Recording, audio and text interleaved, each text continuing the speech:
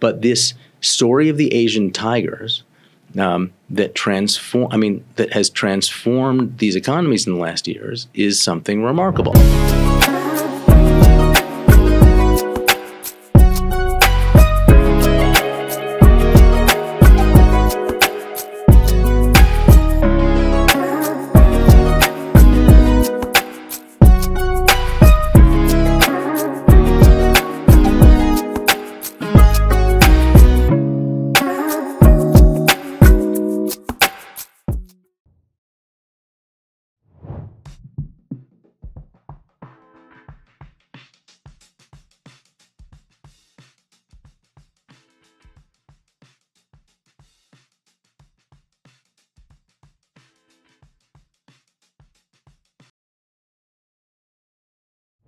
Let me pick your brain on India's story. Once India decided to go ahead and open up, or let's jump to Singapore.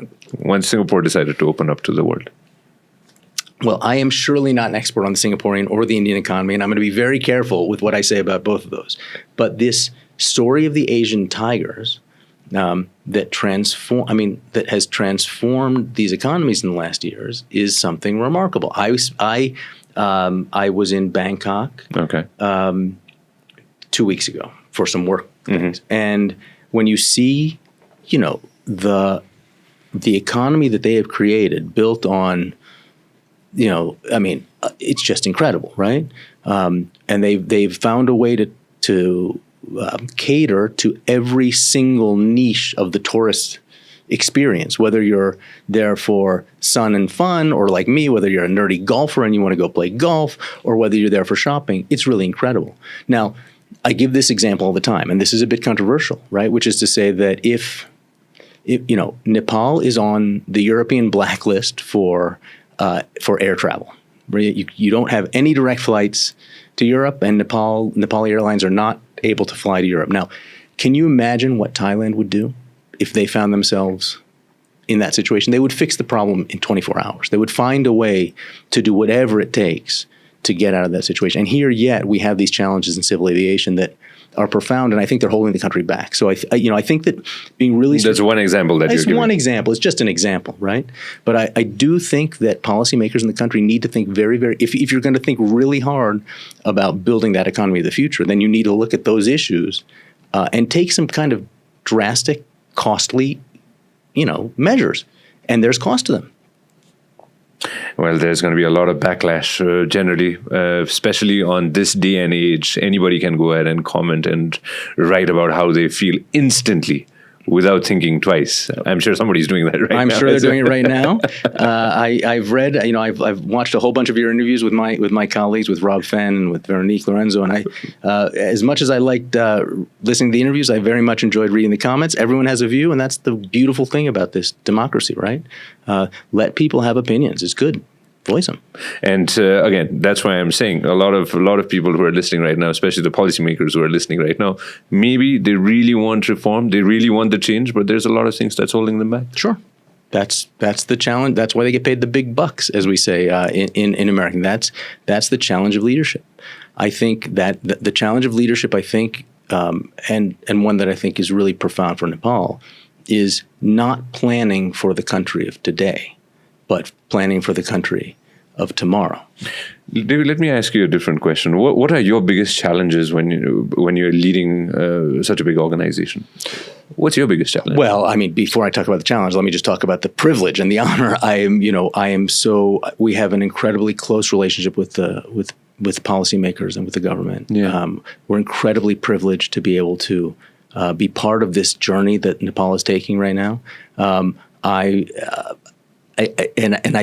really do think about it every day, just how fortunate we are at the World Bank to be not to be, some institution far away in Washington, but be true partners in the Nepali journey for kind of growth, prosperity, and poverty reduction. It's an amazing honor.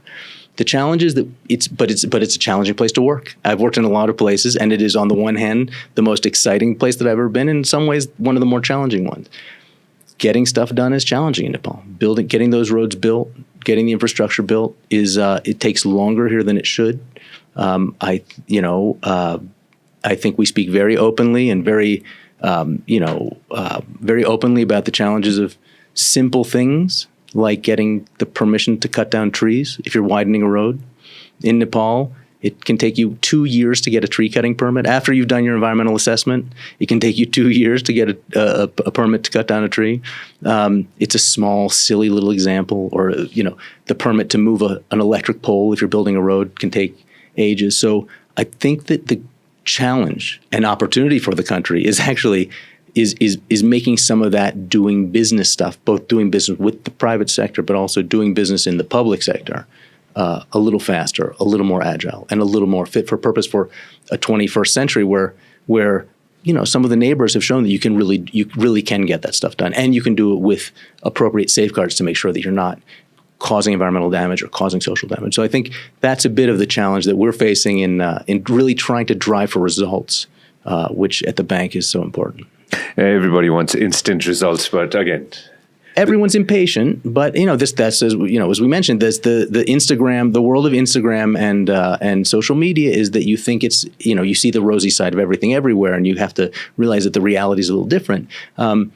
But I think Nepalis are impatient, and I think it's acceptable. It's normal, right? Again, it's been a decade that we've had the constitution, and we're one of the youngest democracies in the world. It's a new country, exactly. It's a new country, and making this federal system work and making it sustainable is in some ways the fundamental challenge of the country, right? Making a federal, I'm from the United States. It's taken my country 300 years to figure out this federal thing, and we're still working on it. And it's still evolving and changing as the news shows of the last year. And so to imagine that a country that is a baby country, or at least a baby federal country, let's call it that, will do things instantly it's not realistic.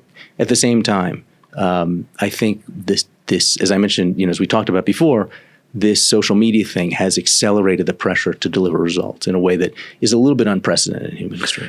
Before I jump into one of my favorite topic and the favorite word called corruption, which I want it to be zero, 5 lakh, which is 500,000 Nepalese come into the market every single year. Every year. But we're providing 50,000 jobs, give or take. That 450,000 cap that we have, what does the future hold? So what does the research say? So a couple things. So the first is that it's not just 50,000. So it's 50,000 jobs in the formal sector, but this is an economy that is dominated by informality. People working in mom and pop shops that are not registered, they're doing a little bit of this on the side. So the economy is more dynamic than you make it sound with that number. But you're also reflecting a reality. It's what we talked about. People are leaving the country looking for opportunity. And and that's just because there are not enough people willing to take that bet, make the investment, and try to make a business work in the country. And that's despite the fact that the banks are pretty flush with money. There's not a shortage of capital in the system to make productive investments. So again, and maybe repeating here a little bit, but mixing that sort of supply side, you can train people a lot, and there's been a lot of focus on training people. But if there's no uptake on if there's nowhere for them to get a job, it's like economists say pushing on a string. You're pushing on the string by training them, but they're not being absorbed anywhere. So making sure that that environment in which people are really willing to take that entrepreneurial bet and create a business. And I think as we started to talk about tourism, digital, in agribusiness, in the energy space a little bit, there's enormous opportunity in the country, and to a lesser extent in manufacturing, right? You talked about manufacturing. I think it's the dream of a lot of Nepalis to see a stronger manufacturing base in the country, both for domestic, but also for export. To do that, you need a lot better infrastructure. Look, you lose 27% of agricultural production in transport in the country. So a quarter of the food that you produce gets ruined in transport because of the infrastructure. And that's both storage and roads, et cetera. So these are some of the things, and people know this. I'm not saying anything that's deeply profound. Your policymakers know this, that really if you want to make, for example, higher value agribusiness more of a productive piece of the economy, then you need to make some. We and I say not say you, but we all need to make some of those investments happen in a faster way. तपाईले हाम्रो clip एकदमै enjoy गर्नुभयो होला अब पुरै video हेर्नको लागि चाहिँ युट्युबमा सब्स्क्राइब गर्न नबिर्सिनु होला व्यास मिडिया नेटवर्क